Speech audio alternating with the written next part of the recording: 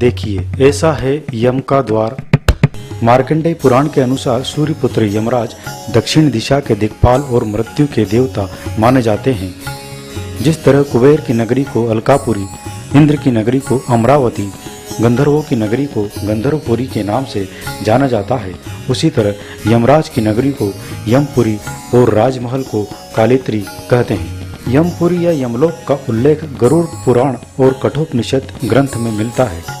पुराणों के अनुसार यमलोक 1,00,000 योजन क्षेत्र में फैला और इसके 4 मुख्य द्वार हैं।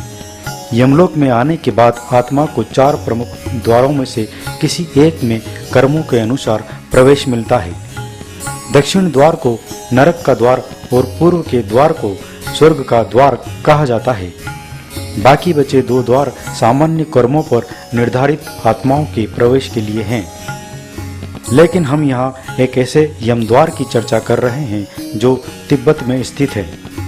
प्राचीन काल में तिब्बत को त्रिविष्टप कहते थे। यह अखंड भारत का ही हिस्सा हुआ करता था। तिब्बत इस वक्त चीन के अधीन है। तिब्बत में दार्चेन से 30 मिनट की दूरी पर है यह यम का द्वार। यह द्वार पवित्र कैलाश पर्वत के रास्ते में पड़ता है। इसकी परिक्रमा करने के बाद ही कैलाश यात्रा शुरू होती है। हिंदू मान्यता के अनुसार इसे मृत्यु के देवता यमराज के घर का प्रवेश द्वार माना जाता है। तिब्बती लोग इसे चार्टेन कांग नन्नी के नाम से जानते हैं, जिसका मतलब होता है 2 पैर वाले स्तूप। ऐसा कहा जाता है कि यहाँ रात में रुकने वाला जीवित नहीं रह पाता।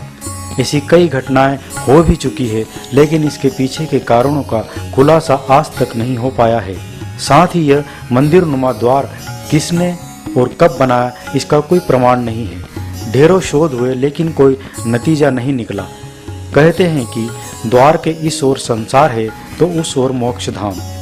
बौद्ध लामा लोग यहाँ आकर प्राणांत होने को मोक्ष प्राप्ति मानते हैं। इसलिए बीमार लामा अंतिम इच्छा के रूप में जाते हैं और प्राण त्याग देते हैं।